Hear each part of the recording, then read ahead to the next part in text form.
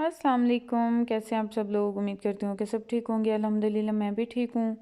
और सुबह हो गई थी, सुबह सुबह ही मांगने वालों की लाइन लग जाती है। तो यहाँ एक आई हुई थी और इनके पास ना हेयर एसेसरीज़ भी होती हैं और भी टॉय वगैरह बच्चों के होते हैं। तो ये मुझे वो अपना दिखा रही थी जो जो उसके पास थी, पोनियाँ वगैरह और कैचर वगैरह और पिन्स वगैरह इनके पास होती हैं।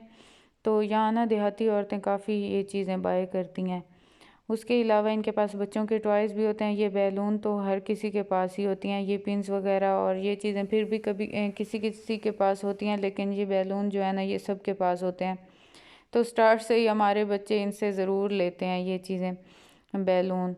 और उसके अलावा इनके पास ये छोटी छोटी बैंगल्स भी होती हैं और ये होता है जो लकड़ी नुमा वो मसवाक कहते हैं, ये होता है ये दांतों पे लगाने के लिए। इससे खैर वाइट बड़े दांत हो जाते हैं। मैंने भी बचपन में काफ़ी बार इनसे लेके ये इससे किए हुए हैं दांत साफ़। उसके बाद आज अम्मी लोगों के धान को फैलाना था धूप पे, क्योंकि उसे खुश्क करना था। उन लोगों ने चावल निकलवाने थे। हमारे तो निकल आए हैं, लेकिन फिर अम्मी लोगों ने कहा कि हमारे भी फैला दो, क्योंकि अम्मी लोग यहाँ होते नहीं हैं। तो इस वजह से फिर मैंने कहा कि चले मैं अपनी भाभी के साथ मिल के उसकी हेल्प करा दूँगी और ये बिखेर देंगे, हम ही फैला देंगे। तो फिर मैं और मेरी भाभी ने मिल के ये फैलाई धूप पे।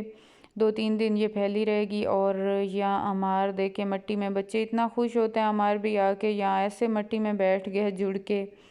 उसके बाद घर आके मैंने सारा घर की क्लीनिंग की, क्योंकि सैटरडे को तो वैसे नहीं हो सकता, साफ़ बच्चे होते हैं घर। तो बच्चे इतना ख़राब करते हैं ना कि सफाई करने का कोई फ़ायदा नहीं होता। तो इस वजह से मैं नहीं करती। फिर मंडे को मुझे मैं शहर जाना था तो मैं वहाँ चली गई। तो मंडे को भी मैं सही से प्रॉपर नीट नहीं कर सकी घर। तो फिर आज मेरा ना मजबूरी बन गया था, लाजमी मैंने करना था, क्योंकि अक्सर ऐसे होता है जब भी कभी घर बहुत गंदा पड़ा हो ना तो लाजमी गेस्ट आते हैं, ज़रूर मेहमान आते हैं। आपने कभी नोटिस किया? और जब कभी साफ़ नीट क्लीन घर होता है, इतना दिल होता है आज किसी ने आना है तो आ लें, तो उस दिन मजाल है कि कोई हमारे घर आए। मेरे साथ तो ऐसे ही होता है। ख़ास तौर पर जब मेरी ससुराली आती है ना तो मेरा घर बहुत गंदा पड़ा होता है, मतलब मैसी हुआ हुआ होता है, काफ़ी चीज़ें इधर उधर फैली हुई होती हैं, बच्चों ने फैलाई हुई होती हैं। लेकिन जिस दिन मैं सफाई करूँ, जब जब मैं सफाई करूँ उस दिन वो चक्कर ही नहीं लगाती। तो मुझे इस चीज़ से इतना होता है ना। खैर फिर मैंने अपने यहाँ ये सारा दवाखाना निकाला है।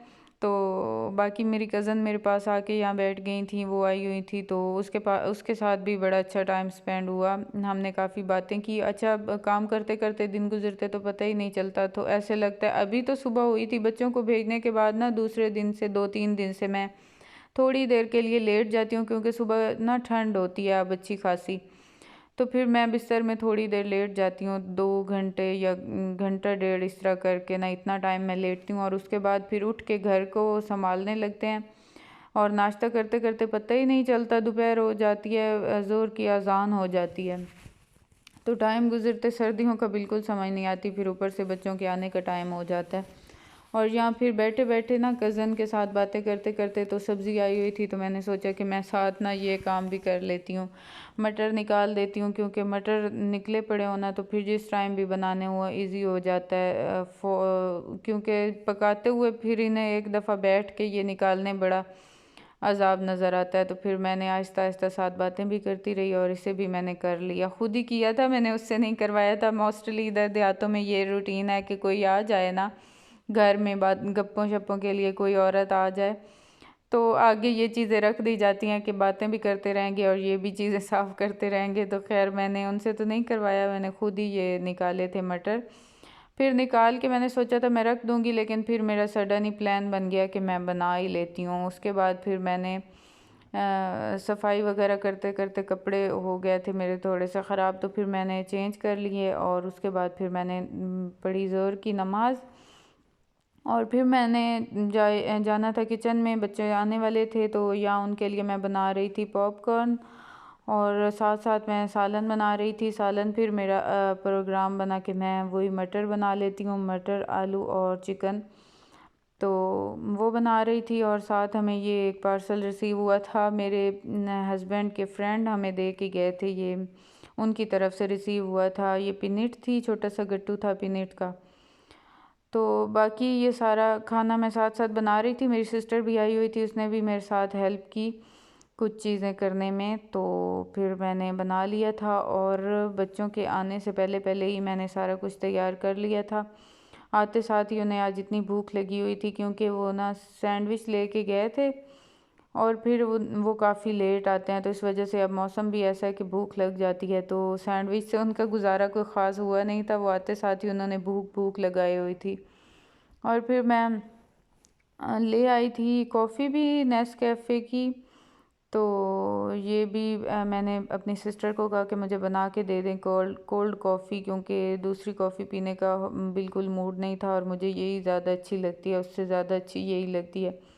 तो फिर उसने मुझे ये बना के दे दी और फिर मैंने सोचा कि चलें, अब ना फ्री हो गई हूँ बच्चों को भी अटेंड करने के बाद, फिर ये जो पिनेट आई हुई थी ना, इसको ठिकाने लगाना था, क्योंकि अकेले तो चीज़ हमने खाई कभी नहीं है, मिल बांट के ही खाते हैं। तो फिर मैंने ये सारे अपने जो जो आसपास घरों में थोड़ी थोड़ी भेजी, क्योंकि मेरे ससुराली होते हैं और या फिर मेरे मैके वाले होते हैं दो तीन घर मेरे ससुरालियों के, और इसी तरह दो तीन घर मेरे मैके वालों के होते हैं, और भी आसपास हमसायों में भी चीज़ दे देते हैं।